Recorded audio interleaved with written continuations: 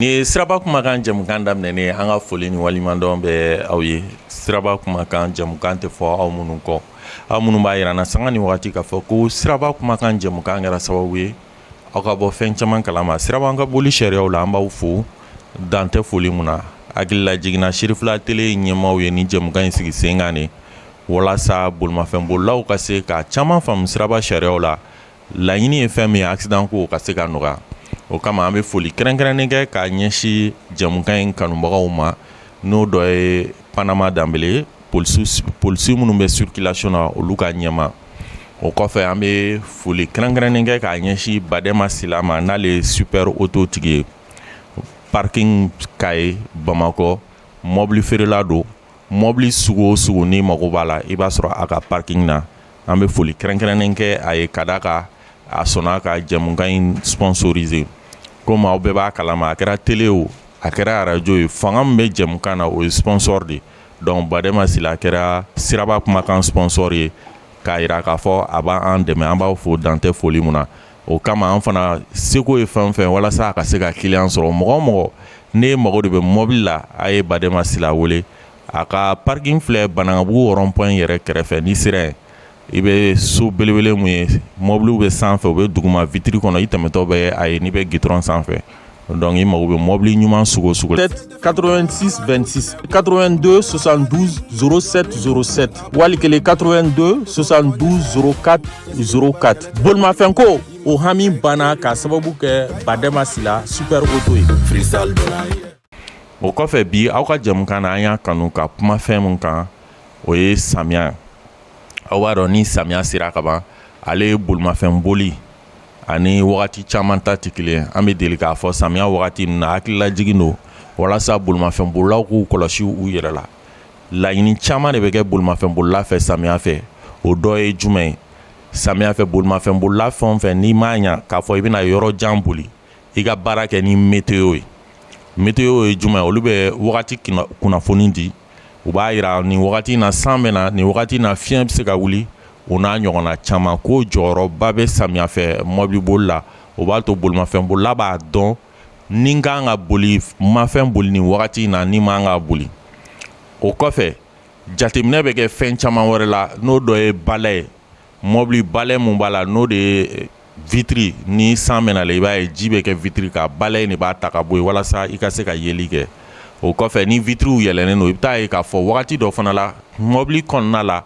bugun bɛ da vitre sanfɛ donc bolimafɛnbolila ka yeli bɛ dɔgɔya. Donc o la a ɲininen don i ka climatisation k'a la ni clim k'a la o fiɲɛ min bɛ don o b'a to bugun in bɛ bɔ yen. An b'a ye mobili bolila caman b'i bolo labɔ ni serviette ye walasa k'a jɔsi o t'a ban i bɛ clim de k'a la ni clim k'a la a kɛra chaleur ye o ou bien a kɛra fraîcheur ye o n'o o fiɲɛ bɛ ka na o fiɲɛ bɛ kɛ sababu ye ka bugun in bɔ mobili la. O fana kɔfɛ a ɲininen don fɔlɔ ni bolimafɛnbolila ni san bɛ nalen dɔrɔn i k'i jɔ. O de ɲininen don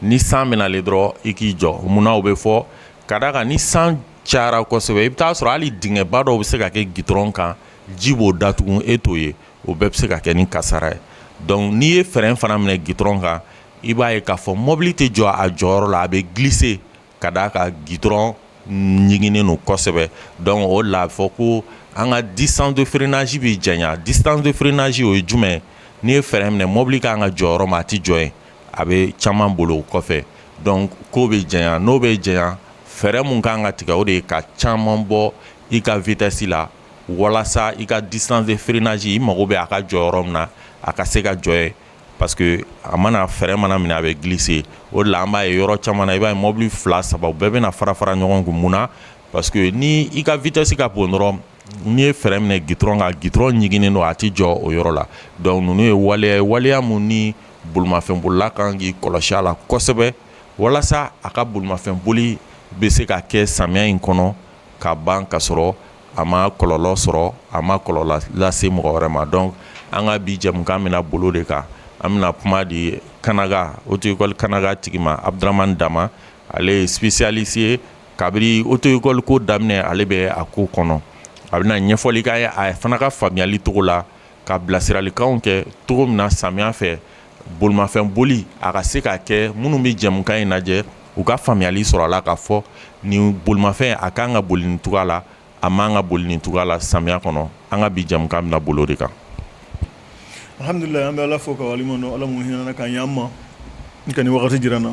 ka se n ka n karamɔgɔ fo, Ala mun kɛra sababu ye ka nin baara ninnu nɔgɔya an bolo.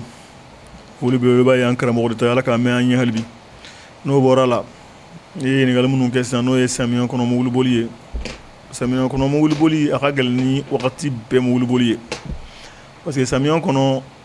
fɛn dama dama bɛ yen u b'u ɲɔgɔn sɔrɔ a kɔnɔ n'o ye visibilité ye o bɛ réduit o ka wu ni san bɛ nalen n'o ye sosew ye i b'a sɔrɔ i bɛ taa ɲigilen sɔrɔ tuma dɔw la ou bien tuma dɔw la nappe dɔw flaques sigilen bɛ sira kan ji b'a sanfɛ i bɛ boli o cɛ ma n'o kɛra dɔrɔn yɛlɛma bɛ don mobiliboli cogo la tuma dɔw la fana i bɛ mobili min boli yɛrɛ bugun bɛ sigi a mobili kɔnɔ ni bugun ninnu sigira a mobili kɔnɔ a kɔnɔna na a pare-brise parallèles la latéraux intérieurs ani ɲɛfɛla hali vitre ba mun i bɛ yeli kɛ n'a ye bugun bɛ sigi a bɛɛ la o nin bɛɛ ye fiɲɛ ye nin bɛɛ ye kɔlɔlɔ ye k'a lase samiya kɔnɔ mobiliboli ma nin bɛɛ de kan ka sɛgɛsɛgɛ nin bɛɛ de kan ka ɲɛɲini k'a lajɛ i k'i rassurer nin détail fitinin a man dɔgɔ nin détail fitinin kelen o kelen bɛ se ka accident provoquer nin détail fitinin kelen o kelen bɛ se ka problème ba créer mobilibolibaga ma ka sɔrɔ a ma attention kɛ ka sɔrɔ a ma bɔ a kalama minnu bɛ voyager dugutaga sira kan samiya fɛ koba belebeleba fila bɛ yen u kan k'u janto a la a fɔlɔfɔlɔ ye mun ye u ka da la k'a fɔ ko samiya fɛ distance de freinage bɛ réduit l'adhésion des pneus structure surtout ni mobili bɛ yen tuma dɔ la an b'a fɔ en temps ordinaire ni pneu sugu kelen ma monter ɲɛfɛ pneu sugu kelen ma monter kɔfɛ ni n ko pneu sugu kelen pneu dɔw de bɛ yen structure bɛ yen c'est un peu plutôt technique diagonale bɛ yen radial bɛ yen olu bɛɛ de b'a la bon en dehors de tout ça i k'a dɔn k'a fɔ ko l'adhésion des pneus a bɛ diminuer pneus ka dugumakolo minɛ cogo ni ji ye dugumakolo ɲigin ka goudron ɲigin dɔrɔn pneus bɛ dugukolo minɛ cogo min na boli kɔnɔna na samiya fɛ o bɛ réduit n'o réduira distance de freinage bɛ réduit ni distance de freinage réduira il y a plus de pourcentage d'accident la raison pour laquelle a ko ba fɔlɔfɔlɔ ye mun ye samiya fɛ n'i bɛ boli i bɛ distance de sécurité mun bila i ni mɔgɔ cɛ en temps ordinaire i b'o doubler par deux n'i m'o doubler par deux parce que i ka distance de freinage bɛ réduit c'est un peu plutôt technique mais mɔgɔ k'a faamu nin faamu cogo la dɔrɔn distance de sécurité i bɛ mun bila samiya kɔnɔ et pourtant et la distance de sécurité ani distance de freinage a bɛɛ tout est proportionnel en fonction de ta vitesse donc i bɛ vitesse de adapter distance de sécurité là i bɛ vitesse adapter n'a adapté la distance de sécurité là c'est sûr que distance de freinage bɛ janya n'a janyana i bɛ se k'i yɛrɛ retrouver nin fɛnba fila don n'i m'i hakili nin fɛnba fila la samiya kɔnɔ il y a tout le temps des accidents il y a tout le temps des problèmes dugu kɔnɔ ko tɛ dugu kɔkan ko tɛ maintenant fɛnba filanan ye mun ye o de ye mun ye i ka pneus ye pneu kɔfɛ rétroviseurs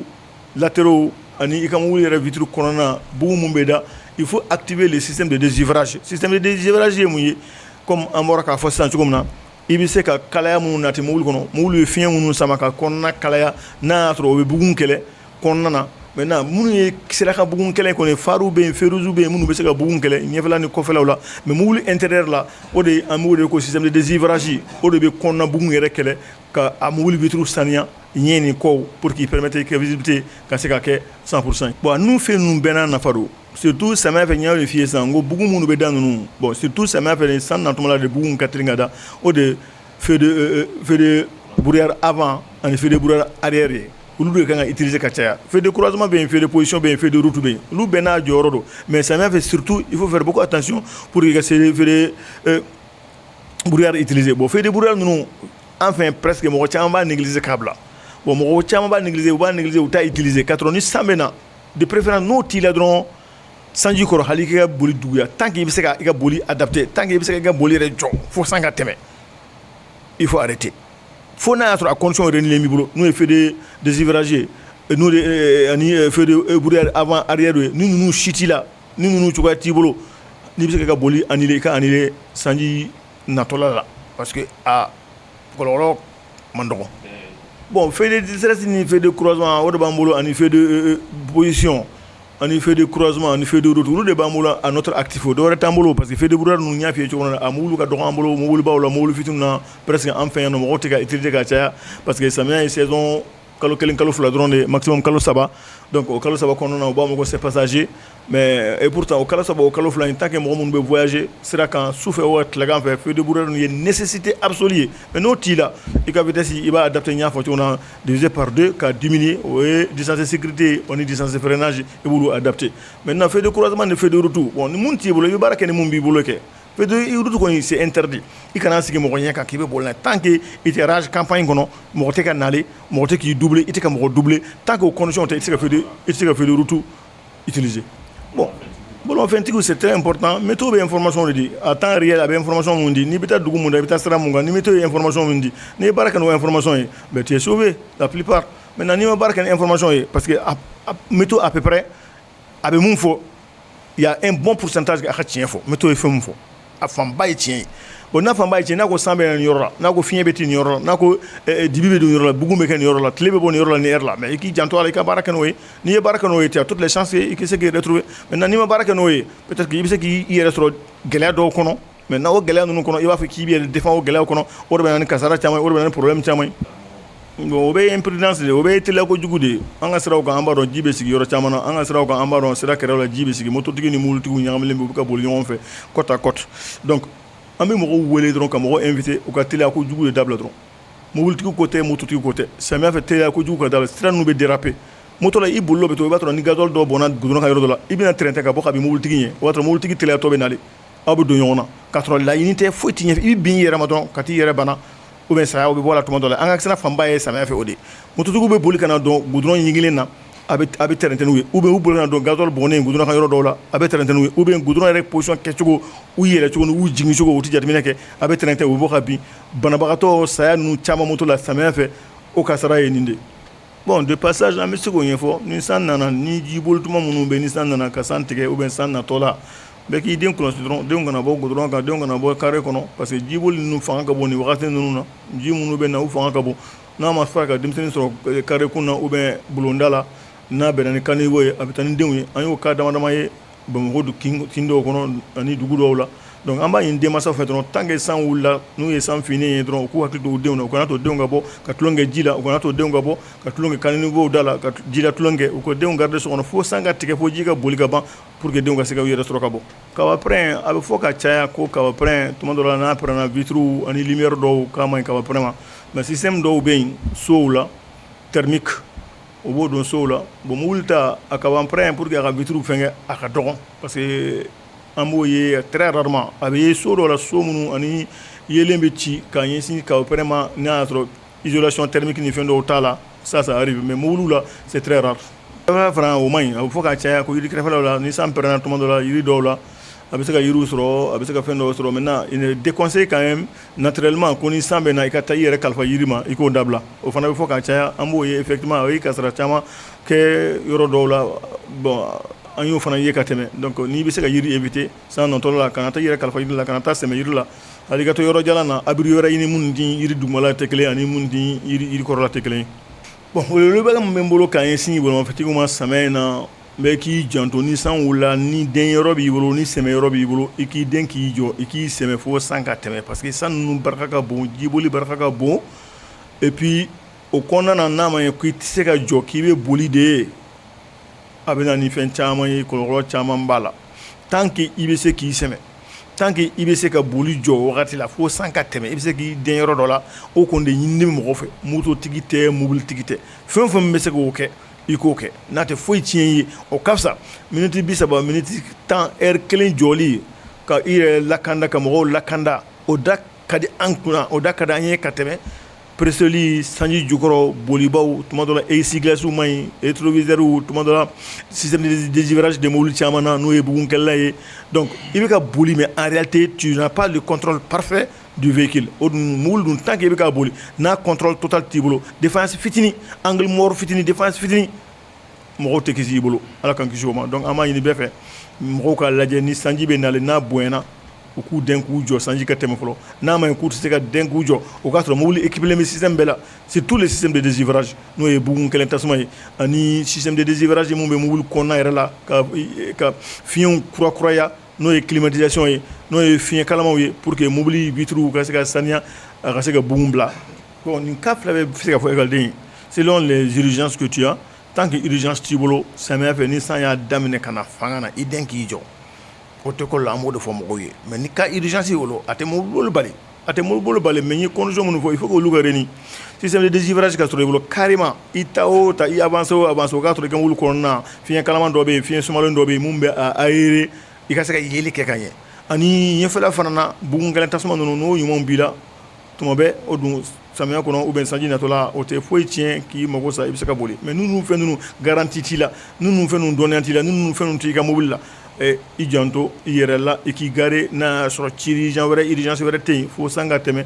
ni san tɛmɛna i bɛ se ka wuli k'i ka sira ta o kɔni école fɛn o fɛn min ye fɔlen an b'a ɲɛfɔ de o maintenant à la pratique c'est à eux de voir maintenant ce qu'ils vont faire en dehors de formations sinon a kɔni bɛ ɲɛ f'u ye o fɛn o fɛn min ye ɲɛ f'u ye n y'o de fɔ i ye code la code tɛ subagaya ko ye seulement adamaden dɔrɔn c'est une question de pratique et de mettre en pratique ce qu'on t'a dit sinon code gɛlɛma yɔrɔ t'a la o branche caman bɛ f'i ye dɔrɔn kalanni ni kalanbaliya ko t'a la exigence dama bɛ yen o bɛ f'i ye dɔrɔn i k'i hakili to o la dɔrɔn i k'a maîtriser i ka baara kɛ n'o ye dɔrɔn a banna sinon exigence ba tɛ code la c'est tellement simple que n'i y'a k'i mago ye problème foyi tɛ bɔ a la i kalala i ma kalan expression minnu bɛ di code kan de base notion de base réelle tranquille n'i y'o faamu ka baara kɛ n'o ye dɔrɔn par exemple n ye exemple dɔ kɛ tuma bɛɛ n'i ye panneau de danger ta panneau de danger bɛ taa panneau kɛmɛ joli la mais kelen ta fila tɔrɔ ko école kalanbali ni kalalen na ko panneau tungun saba don panneau tungun saba panneau de danger don danger soit 50 mètres ou 150 mètres sinon hors agglomération ou bien dans l'agglomération o panneau tungun saba ye panneau de danger a danger kofɔlen b'a kɔnɔ ni école kelen o kelen mun ye o lamɛn ka ban panneau de danger kɛmɛ ni kɔ in bɛɛ i y'a bɛɛ kelen faamu ka ban panneau de danger ye mun ye panneau tungun saba panneau tungun saba a panneau danger kofɔlen bɛ a panneau yɛrɛ kɔnɔ soit en agglomération ou hors agglomération i janto o la dɔrɔn panneau de danger yɛrɛ kɛmɛ kɔ nin filɛ nin ye miniti fila dɔrɔn école b'o faamu a tɔ ye ka baara kɛ n'a ye dɔrɔn a lamɛn ka ɲi ka baara kɛ n'a ye mun fɔ a ye a banna a tɔ bɛɛ bɛ ten a panneau tɔ bɛɛ bɛ nin baara kɛcogo de la maintenant mun sɔnna k'a lamɛn ka baara kɛ n'a ye alhamdulillah an sauvera an kisira ala baraka la ni mun ma sɔn ka baara kɛ n'a ye mun b'a kɛ a ta ye a dɔnbaliya ko tɛ k'a fɔ a m'a mɛn ko tɛ a bɛ k'a sago de kɛ a bɛ k'a nun sago de kɛ sariya bonyanbaliya don a yɛrɛ bonyanbaliya 37 86 26 82 72 07 07 wali kelen 82 72 04 04 bolimafɛnko o hami banna k'a sababu kɛ badɛma sila super auto ye hakili la i faamuyali caman sɔrɔ an ka bi jamukan na an ka spécialiste Abdramane Dama ye caman fɔ samiya fɛ mobili boli la hakili la aw ye faamuyali sɔrɔ hakili la jiginna samiya fɛ fɛn caman de bɛ bolimafɛn bolila kan k'i kɔlɔsi fɛn minnu na walasa i ka se ka kisi ka d'a kan samiya fɛ san mana na fiɲɛ bɛ se ka k'a kɔrɔ a ko ka ca visibilité n'o ye yeta a bɛ dɔgɔya o bɛɛ de ye facteur ye minnu bɛ na ni accident ye o kama bi an y'a kanu ka hakililajigin kɛ samiya n'a ma ɲa k'a fɔ an bɛ samiya la ka hakililajigin kɛ samiya kɔnɔ mobili boli la hakili la a ye caman faamuya hakɛto bɛ nin kan sɔli ala Muhamadu